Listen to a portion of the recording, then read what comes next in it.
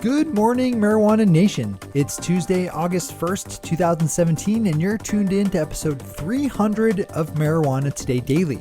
I'm your host, Shay Gunther, and I'll be walking you through today's marijuana news and headlines. As always, we have a full and busy day of cannabis news in our hands, so let's jump right into it. Our top story of the day is the big news out of Hawaii that the state's Department of Health has granted the first operating license to a marijuana testing lab, clearing the way for the state's long-repressed medical marijuana industry to actually launch. Hawaii's been working for over a year now on rolling out a proper medical marijuana program, with the number of dispensaries and cultivation facilities already open and operational, just awaiting this last step in the awarding of testing licenses. Steep Hill, Hawaii was the lucky winner of the testing license announced yesterday and can start to test marijuana already grown right away. Since there is already a stock of cultivated cannabis ready for sale following successful testing, Hawaii patients could have access to their medicine in a matter of weeks, if not days. We'll report back as product starts to roll out. Turning our attention to Maryland, we have news reported by the Baltimore Sun that state legislative leaders will not be calling a special session for lawmakers to come back to work on the awarding of more marijuana business licenses. This is a long, smoldering issue in the state that we've covered extensively, with state lawmakers being criticized for poorly handling the issuing of business licenses by ignoring the racial diversity of applicants in the process. After the regular Maryland legislative session closed out earlier in the year without any progress being made on awarding extra licenses or changing the way future licenses are given out, the leadership of the state's legislative Black Caucus pitched a special session as a way to rectify the situation. Yesterday, the Sun published a story about a letter that was sent on July 19th by Senate President Thomas Miller and House Speaker Michael Bush to caucus leader Delegate Cheryl D. Glenn, saying that while they will not be calling for a special session, they did offer support for passing an emergency bill in early 2018 to expand the number of business licenses. This is a big story within a bigger story, so I'd suggest opening up the Baltimore Sun and diving in for the full read. As always, we have all the news we cover linked to on our website at mjtodaydaily.com and on our Twitter account at mjtodaydaily. Our final top story of the day is a piece by my buddy Tom Angel over MassRoots about the report issued yesterday by President Vladimir Trump's Commission on Combating Drug Addiction and the Opioid Crisis, an August group of prohibitionist and political hacks put together at Trump's behest and led by disgraced Governor Chris Christie of New Jersey, who is enjoying his last days in political office by shouting at people in baseball stadiums.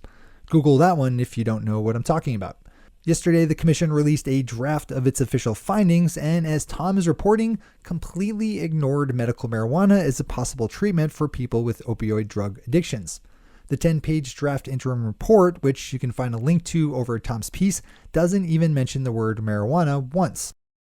While no one with any knowledge of Governor Christie or the makeup of the commission should really be surprised by this omission, it's still a little galling considering the scope of the nation's opioid crisis and the very real positive benefits that medical marijuana seems to have for people trying to break their addiction. The commission's final report will be issued on October 1st. Those are our top stories for today. It's time for Marijuana Today Daily Headlines Blitz. Before we blitz out on headlines, let's quickly thank our sponsor, McCabe Law, LLC of Portland, Maine.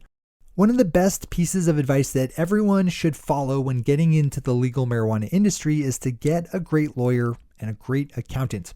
With legal marijuana changing as quickly as it is and the federal situation regarding its legality being what it is, you absolutely need someone on your team who understands all the applicable rules and regulations that you need to follow to stay in compliance.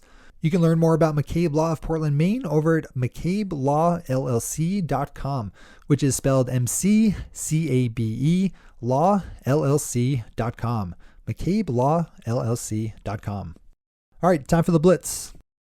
Tom Angel has another story on the list today with his scoop of a piece of legislation about to be introduced by U.S. Senator Cory Booker that would deschedule marijuana in terms of the Controlled Substances Act and punish states that have marijuana arrest records showing racial disparities by withholding federal funding.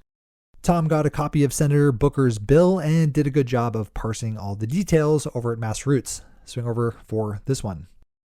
The Argus Leader is reporting that a typo in a proposed marijuana legislative ballot initiative in South Dakota might have the effect of asking voters to legalize marijuana paraphernalia only, not the cannabis one would consume via such devices. According to an analysis by the state's Legislative Research Council, the proposed language for a ballot initiative that activists with New Approach South Dakota are organizing behind would only legalize paraphernalia. A spokeswoman for New Approach South Dakota said that the mistake could be easily fixed in the legislature, but it's not quite clear how easy that actually would be. We'll track this one as things develop. Turning our attention back to Maryland for this one, we have Delegate Cheryl D. Glenn, chair of the Legislative Black Caucus, renewing her call for a special legislative session in the face of being rejected by legislative leaders and the news that broke on Sunday in the Washington Post about some possible conflicts of interest with some of the people the state used as application evaluators. Glenn suggested that the whole process should be reset, saying, quote, "In order for the state of Maryland to have a clean medical marijuana program devoid of any corruption or collusion or anything, we should just restart the whole process with a new commission with a new set of evaluation where nothing should be secretive." Unquote. This is obviously another story we'll keep an eye on. The state of New Jersey just issued its 6th and final medical marijuana license to the Harmony Foundation, a company that will open up a 10,000 square foot cultivation facility in Secaucus that will serve a dispensary that they project will see up to 4,000 patients a month. The Denver Post has a great story up that dives into an issue that is popping up more and more in the Rocky Mountain state. That is the proliferation of mold inside houses used to grow large amounts of cannabis in. As any experienced cultivator can tell you, marijuana plants don't typically grow very well in dry environments, so large-scale grows located in residential homes can inject a lot of unwanted moisture into the airspace, feeding molds that can grow so thick that they weaken the structural integrity of the house itself. This is one of those issues that you might not think about but should probably be aware of. Marijuana Business Daily's chart of the week shows that legal marijuana businesses tend to be located in lower income neighborhoods in both Denver and Seattle. This makes sense from an economic point of view, as cheaper commercial space tends to be located in lower socioeconomic areas, but it's good to see the numbers as a catalyst of awareness. And finally for today, Michigan Live is a good piece up, parsing some numbers from their state's arrest reports, finding that a shocking 9% of all arrests in 2015 involved marijuana. That figure includes people who were arrested for other things and happen to have cannabis on them, but even still, it's a shocking waste of police resources to handle all that paperwork. Michigan Live put out some other interesting locational bits of information that's worthy of a click if you're into getting super granular on the state. Those are the headlines and news for the day. I'll be back with you again tomorrow morning with another information-packed episode of Marijuana Today Daily. But in the meantime, if you have any stories to share or feedback to give, zip us an email to headlines@mjtodaydaily.com. And while you're clicking around the interwebs, swing over to our Twitter account at mjtodaydaily and visit our website at mjtodaydaily.com to find links to all the news we cover. Thanks to our sponsor, McCabe Law LLC, and to all of our awesome patron listeners for the support that makes this show possible. To join the illustrious ranks of the patron listeners yourself, swing over to our website at mjtodaydaily.com and click on that big blue button at the top of the page that says Become a Patron. I'm your host, Shay Gunther. Thanks for tuning in and starting your day with marijuana today.